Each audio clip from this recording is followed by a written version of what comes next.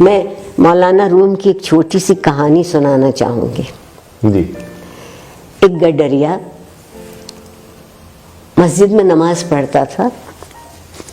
گاؤں کے امام مسجد سے اس نے پوچھا کہ سرکار، جو یہ میرے مویشی ہیں بھیڑ اور بکریاں، ان کی چراگاہ دریا کے پار ہے، ہمارے گاؤں میں کوئی ان کے خوراک کا سامان نہیں، تو میں روزانہ جاتا ہوں تو مجھے کشتی کے 2 آنے دینے پڑتے جانے کی اور 2 آنے دینے پڑتے، تو میرے تو بہت پیسے خرچ ہو جاتے ہیں.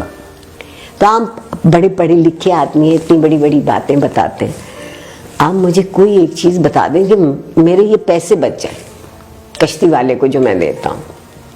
مولانا نے سوچا میں اس گڈریے کو کیا سمجھاؤں گا، اس کی سمجھ میں کیا آئے گا. کہا بسم اللہ الرحمن الرحیم کہہ کے اپنے مویشی بھی اور خود بھی دریا میں اتر جایا کر. اگلے سے اس صاحب یقین نے، یہ بنیادی میں صاحب یقین نے جو ملا نے کہا تھا اس پہ اس نے بسم اللہ پڑھی، اپنا تہمت اپنی کمر سے باندھا، مویشیوں کو بھی اور خود بھی، اور دریا کے پار. آہا بے حد خوش، 2 آنے بچ گئے، میرے بچوں کا کھانا اچھا آ جائے. واپس بھی ایسے ہی آ گیا. اب زندگی بہت اطمینان سے گزرنے لگی. ایک دن شام کو وہ اپنے مویشی گاؤں واپس لانا چاہتا تھا تو دیکھا کہ مولانا بھی وہیں کھڑے اور بہت پریشان ہیں.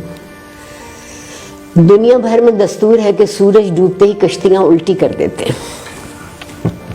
ملا کشتی الٹی کر دیتا ہے کہ اب سفر ختم، اب کل جب سورج طلوع ہوگا تو پھر سفر کی ابتدا ہو. غروب ہو چکا تھا سورج. انہوں نے دیکھا یہ اپنے پورے ریوڑ کے ساتھ مزے میں گاتا، گوالا گاتا ضرور ہے، ریوڑ والا گاتا ضرور ہے، اس کی طبیعت میں موج ہوتی.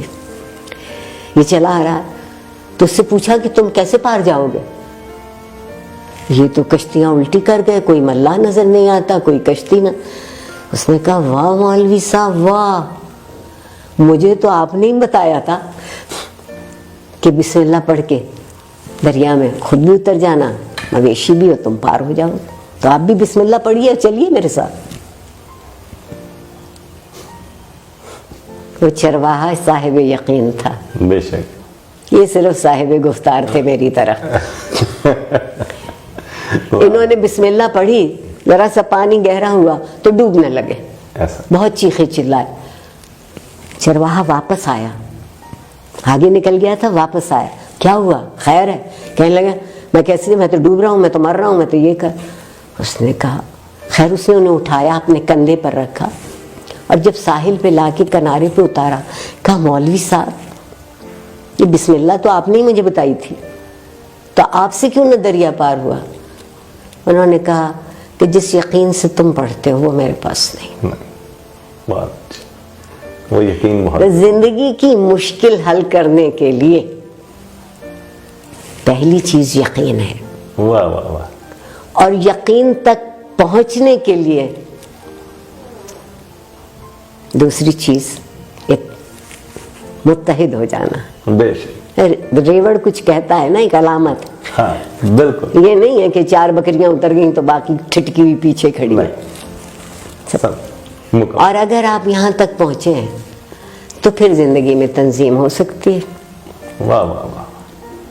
اگر آپ کبھی اکٹھے نہ ہوں، کبھی یقین پورا نہ ہو تو آپ منظم بھی کبھی نہیں ہوں گے. بہت اچھا. جو اچھی زندگی ہے وہ منظم زندگی ہے. منظم زندگی ہے. بے شک. علم کا درجہ کوئی ہو یا نہ ہو، احساس تو جاگتا رہے. وہ تو رہنا چاہیے. تعلیم